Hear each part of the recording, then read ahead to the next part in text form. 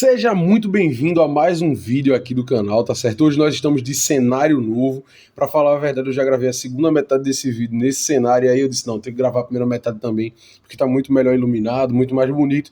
E hoje nós vamos tratar o terceiro capítulo da Declaração de Fé das Assembleias de Deus, que fala justamente sobre a Trindade, tá certo? Esse assunto é um assunto extremamente importante, por isso que eu lhe peço para você ir aí na descrição, clicar no link, pegar o conteúdo que está disponível da Declaração de Fé para poder ter acesso justamente aos textos bíblicos que estão embasando todo este conteúdo aqui, tá certo? Tá lá, é de graça, é só apertar no link, vai baixar sem vírus, sem trojan, sem cavalo de Troia no seu computador, no seu telefone, para você poder fazer a leitura e se embasar melhor, tá certo? Aqui a gente vai fazer a leitura, aqui nós vamos fazer alguma contextualização, alguma abordagem, mas é muito importante que você acesse para ler os versículos bíblicos que são listados no rol de referências, tá certo? Então, sobre a Trindade. Cremos, professamos e ensinamos o monoteísmo bíblico, que Deus é uno em essência ou substância, indivisível em natureza e que subsiste eternamente em três pessoas, o Pai, o Filho e o Espírito Santo, iguais em poder, glória e majestade, e distintas funções, manifestação e aspecto, ou seja, Deus é um só em essência, ele subsiste em três pessoas, Pai, Filho e Espírito Santo, só que cada uma dessas pessoas tem distintas funções, se manifestam de maneiras diferentes e tem também aspectos próprios. Portanto, ide e ensinai todas as nações, batizando-as em nome do Pai, do Filho e do Espírito Santo. As Escrituras Sagradas claramente revelam que a Trindade é real e verdadeira, uma só essência, substância, em três pessoas. Cada pessoa da Santíssima Trindade possui todos os atributos divinos: onipotência, onisciência, onipresença, soberania e eternidade. A Bíblia chama textualmente de Deus cada uma dessas pessoas. As Escrituras Sagradas, no entanto, afirmam que há um só Deus e que Deus é um. Todavia, para nós, há um só Deus. Mas Deus é um só Deus e Pai de todos, o qual é sobre todos e por todos e em todos. O primeiro ponto que o texto vai tratar é sobre a unidade da Trindade. A unidade de Deus não contradiz a doutrina da Trindade, porque Deus não é uma unidade absoluta, e sim uma unidade composta e dinâmica. Seu relacionamento com o Filho e o Espírito Santo é desde a eternidade. O nome Elohim, plural de Eloá, Deus em hebraico, revela os primeiros vislumbres da Trindade no Antigo Testamento.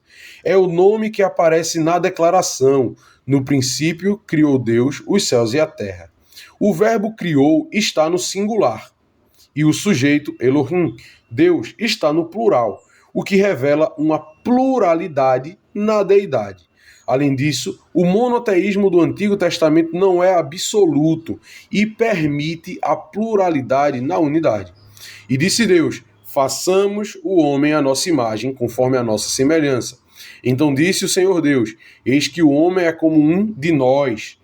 Eia, desçamos e confundamos ali a sua língua. Essa pluralidade na unidade é vista também no profeta Isaías: a quem enviarei e quem há de ir por nós. Mas o Novo Testamento tornou explícito o que antes estava implícito no Antigo Testamento, mostrando clara e diretamente as três pessoas associadas em unidade e igualdade, como a fórmula batismal em Mateus 28 e 19 e em outras passagens. Então, já no Novo Testamento você tem essa manifestação, já na fórmula batismal, a apresentação dessa diversidade, né? Que é o Espírito, o Filho e o Pai. Ora, a diversidade de dons, mas o Espírito é o mesmo, e a diversidade de ministérios, mas o Senhor é o mesmo. E a diversidade de operações, mas é o mesmo Deus que opera tudo em todos.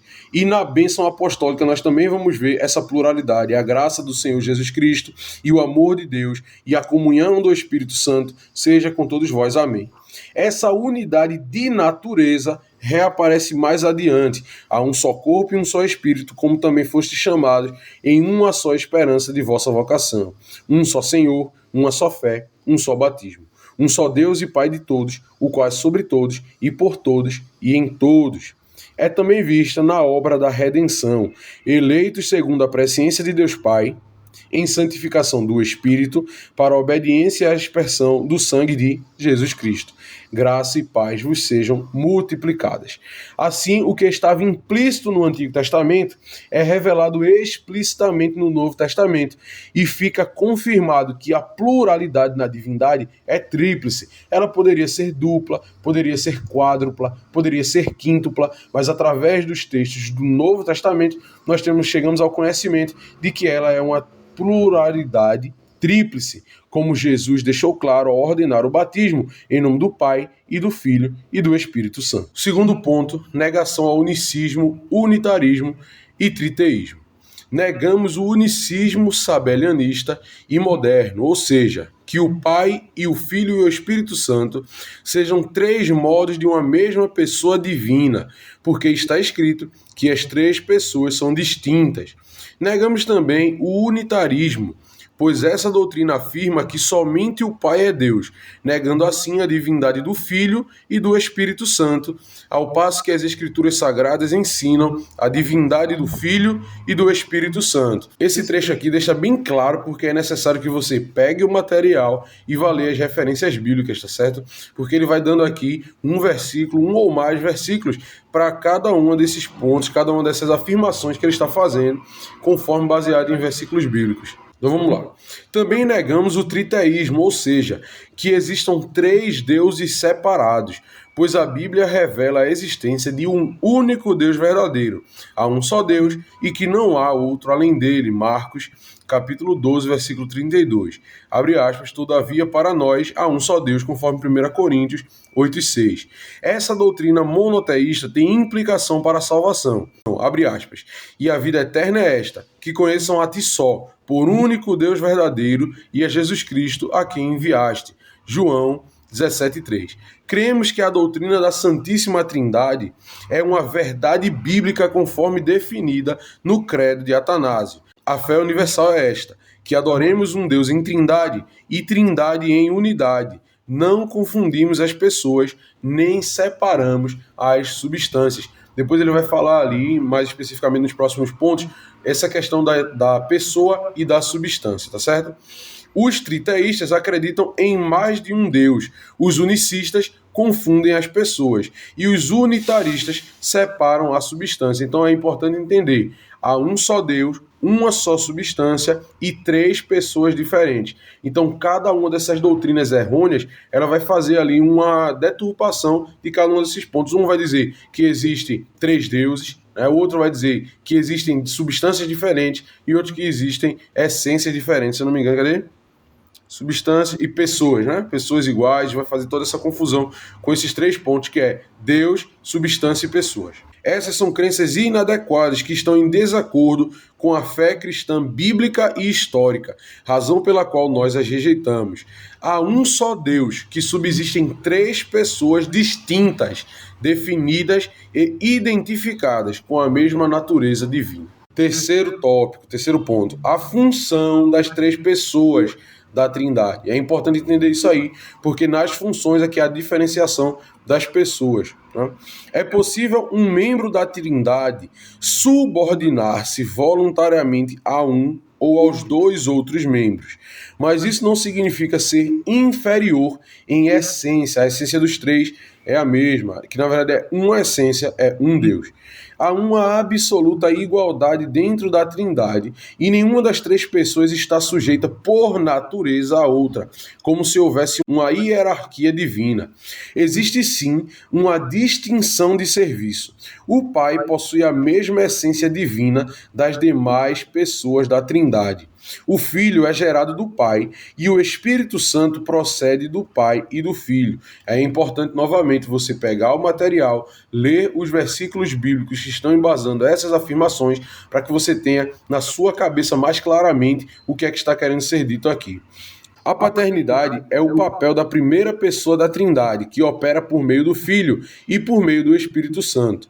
O Pai proclamou as palavras criadoras e o Filho as executou. O Pai planejou a redenção e o Filho, ao ser enviado ao mundo, a realizou. Quando o Filho retornou ao céu, o Espírito Santo foi enviado pelo Pai e pelo Filho para ser o Consolador e Ensinador. A subordinação do Filho não compromete a sua deidade absoluta, e da mesma forma, a subordinação do Espírito Santo ao ministério do Filho e ao Pai não é sinônimo de inferioridade.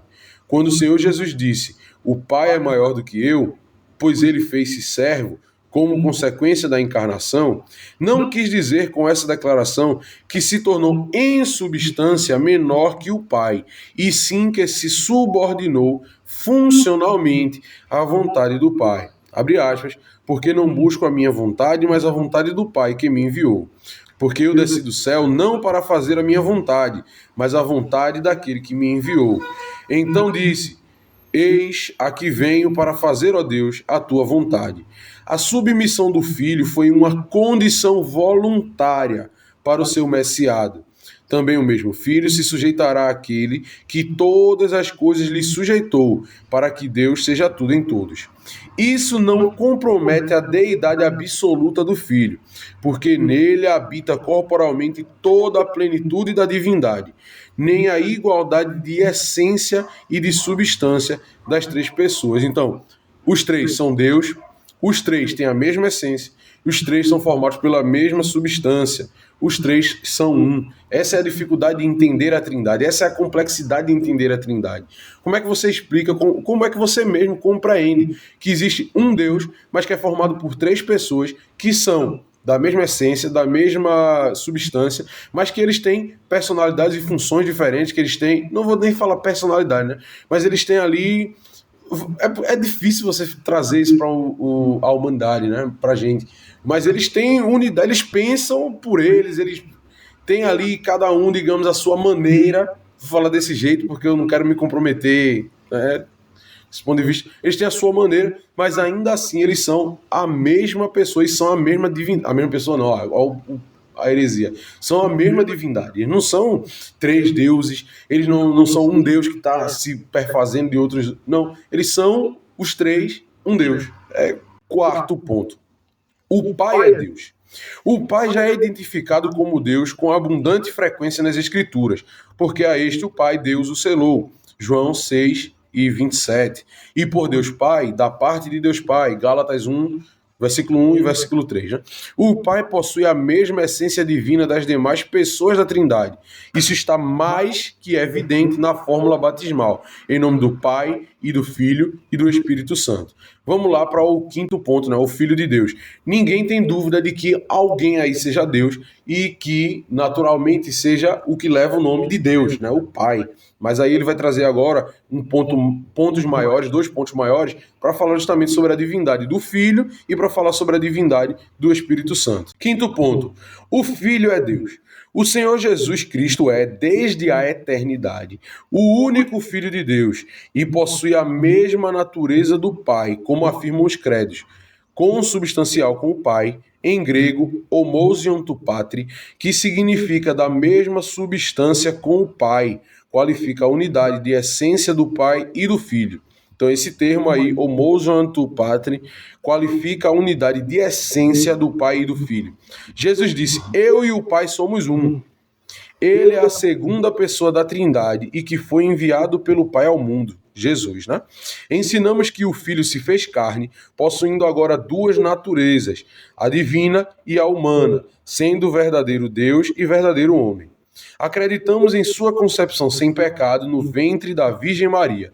Negamos que tenha sido criado ou passado a existir somente depois que foi gerado por obra do Espírito Santo, porque ele está aí desde a eternidade, e aí nós confessamos que o Filho é autoexistente, porque como o Pai tem a vida em si mesmo, assim deu também ao Filho ter a vida em si mesmo.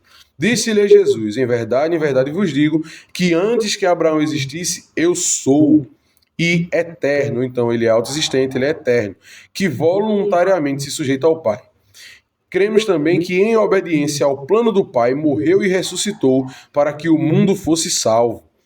Cremos que vitorioso ascendeu ao céu, assentando-se à direita de Deus Pai, que o Filho é o único mediador entre Deus e os seres humanos, o propiciador, o único Salvador, o nosso sumo sacerdote e também o intercessor dos seres humanos perante Deus. Por fim, o sexto ponto vai falar sobre a deidade do Espírito Santo. O Espírito Santo é Deus. O Espírito Santo possui a mesma essência do Deus Pai e do Deus Filho. Ele é a terceira pessoa da Trindade e foi enviado ao mundo pelo Pai e pelo Filho. Ele é o Espírito que provém de Deus e penetra até as profundezas de Deus. Nós negamos que o Espírito Santo seja um atributo da divindade, porque ele, o Espírito Santo, ele não é um atributo, ele é Deus e ele é Senhor também. A obra do Espírito Santo é dar prosseguimento ao plano de salvação que foi idealizado por Deus, que foi executado por Jesus.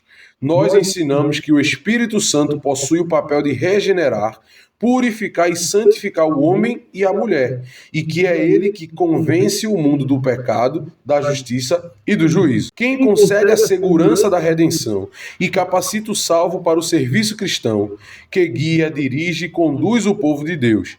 Quem inspirou os profetas e apóstolos bíblicos ali para fazer a escrita da Bíblia. Inclusive, se vocês quiserem, eu posso trazer um vídeo sobre o que é essa inspiração bíblica.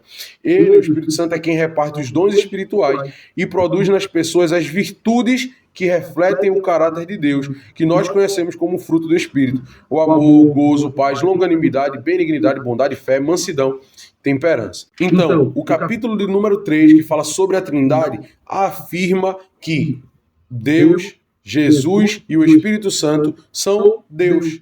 Que os três são três pessoas diferentes, iguais em substância, iguais em natureza, essência no caso, mas que eles são, por funções e por desejo próprio, por autodeterminação, subordinados um ao outro para que o plano da existência e da redenção aconteça e seja perfeitamente, plenamente executado. Então, por favor, curta, comente, compartilhe esse vídeo e esteja aqui na quarta-feira para nós estarmos fazendo a leitura sobre o Senhor Jesus Cristo, né? A identidade do Senhor Jesus Cristo, capítulo 4 da Declaração de Fé. Novamente, o link está aí abaixo, não é preciso comprar nada, tá certo? Tá de graça, é só você acessar, pegar a Declaração de Fé e fazer a leitura dela junto com a gente, tá certo? Muito obrigado.